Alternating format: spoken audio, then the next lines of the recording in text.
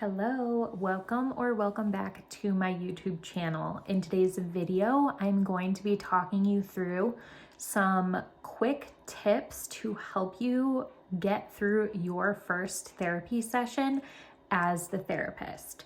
So if you found this video, then hopefully you are a brand new therapist, either starting your first job or maybe perhaps you are starting your internship or your practicum in grad school. I remember being so nervous for my first session.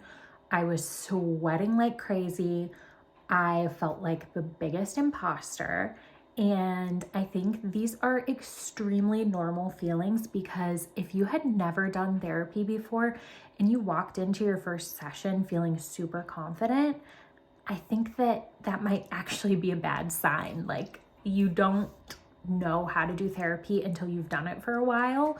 And it's just really normal to feel like, who the heck am I to be giving this kind of clinical advice and input? So we have all been there, and I hope I can make this video super concise because I have so many things to say when I was reflecting on my own experience. I've been a therapist for 6 years, and this definitely gets so much easier the more you practice starting new sessions with brand new clients. But I still at times feel nervous when I'm starting with a new client because you just don't have rapport yet. You don't know if they like you. You don't know what they're like.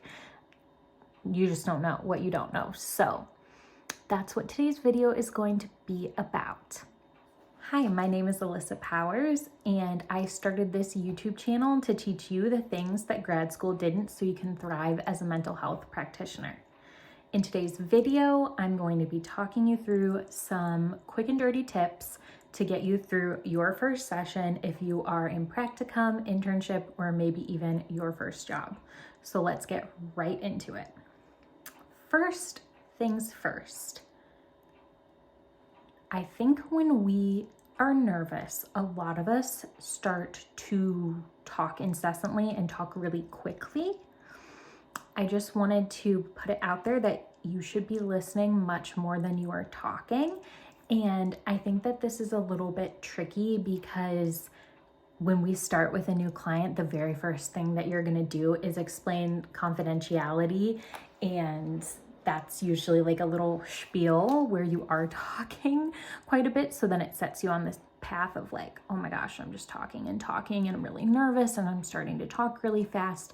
But just calm down, explain things, give your client time to process, and take breaks to ask them if they have questions. So the very first thing you should do is explain your confidentiality statement, which I'm sure you have been trained in grad school to give that.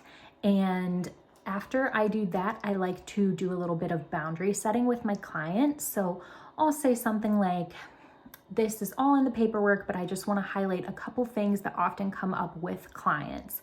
And I'll say how, because I do fully remote therapy, so my clients do have my cell phone number. I say, like, you have my cell phone number, you're welcome to save that. You're welcome to contact me if it's about billing or about your appointment time. But if it's about anything to do with something that's going on in your life, I just ask that you wait until our session. And I do allow some clients, well, not some, clients that want to give me a little outline of what they want to talk about that day. I let them email me to my work email, and then I just pull that up as they're talking. That really helps a lot of my clients with ADHD and executive functioning issues to stay on topic. And to me personally, that's like a totally fine boundary. I don't mind them emailing me. I just tell them, like, no, that I'm not going to get back to you. I'm never going to respond to those. That's just for us to utilize in session. So whatever your boundaries are, I'm trying to think other boundaries I have. I just tell them the cell phone thing for sure. If you are a clinician who works in the area that you live in, I think it can be good to throw out there, like, hey, if I ever see you in public, like, I can't say anything to you. I'm not going to break your confidentiality. If you want to wave to me, that's totally fine. Like, whatever that is, I don't want to tell you like what your own boundaries are, but I tell clients, because, you know, if you go up to them and you're like, oh my gosh, hi, and then there's significant others with them and they're like, who is this? And they have to say, oh, that's my therapist. Like, you're putting them in a weird position, right? So I do have some clients that live like in my neighborhood. I don't think any of them know that, but I know. And sometimes they'll talk about, places they go. And I'm like, oh, well, that's where I grocery shop too. But it's never been an issue for me. I mean, I have seen clients out, but I've never had a client like want to talk to me in an inappropriate setting or anything like that. So whatever your boundaries are, I would set them. I would talk about your cancellation policy and just the boring stuff. I always tell clients, like, I gotta just go through this boring stuff really quick because you don't want to get into a position where they've like crossed one of your boundaries and then you have to reprimand them. It's better to be able to say like, oh, remember our first session when I talked to you about how I enforce my cancellation policy, yada, yada, here's how much I have to collect or whatever. Because I think therapists are notorious people pleasers and just bad at having boundaries, which is kind of ironic because we often talk to clients about how to have boundaries with people. So I would start with that, and that's going to be a lot of talking for you. And then I want you to instantly give them a nice open-ended question. So a couple that I start with, is there anything that you didn't include in your intake form that you want me to know? So that's just nice because hopefully you've gone over, before you had the session with them, you've read through their intake, you know a little bit about them and what they're dealing with, but sometimes people don't want to put more personal things in the intake. Some people are really good at being detailed. Some people give you the bare minimum. So it can be nice to give them that kind of open-ended question to fill you in if there's anything they feel like they missed. And then another open-ended question, this is the one I think I typically use, is what made you want to start therapy at this time? So, what led them to you? What were they going through? Was there a tipping point? What made them want to reach out? And then I do like to ask if it's relevant. Usually I can tell from their intake if they're coming from another therapist or if they've never done therapy before. But if they have done therapy before, I like to just ask, what did you like about your last therapist? What did you not like? It can be really insightful because sometimes people will say, oh my gosh, all my therapist wanted to do is CBT and I hated it. So then you can think, okay, well, probably not going to be giving them CBT interventions. Or maybe they really liked something that their therapist did, and then you can utilize that. Or maybe, people leave their therapist for all kinds of reasons, but I like to know, just out of nosiness too, but I like to know what worked for them, what didn't. And then sometimes I'll talk a little bit about like my process and what I'm like to work with as a therapist, because I'm like very laid back. Like I said, I do remote therapy, but I'm not super directive. I'm very much go with what the client wants to do.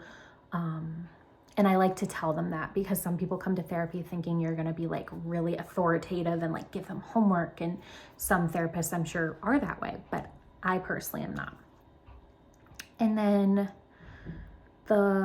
this is just a personal preference. But I really like to give my client during their first session one tangible thing to do for the week. So yes, that kind of is like homework, I guess, but usually when people are reaching out to therapy, they're dealing with a ton of heightened symptoms, and it can take multiple sessions to even address like everything that's in their background, their family history.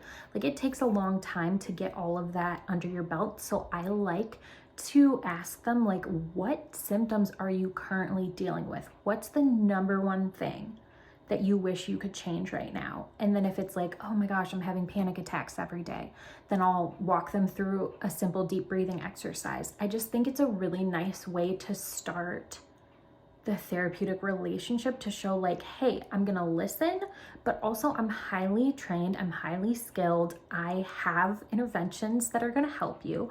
Basically, I like to present them with a coping skill that first session, because I just think some clients are just looking to have you listen, especially at first, but I think other clients are really desperate to have something that helps them.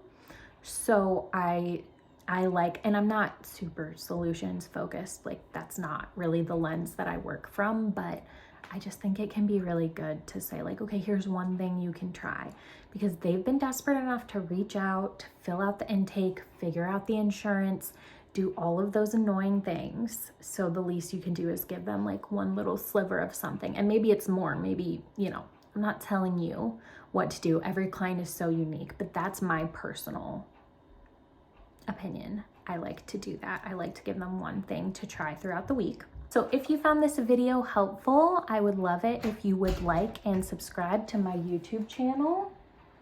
I'm doing a video. Ugh. This is my husband.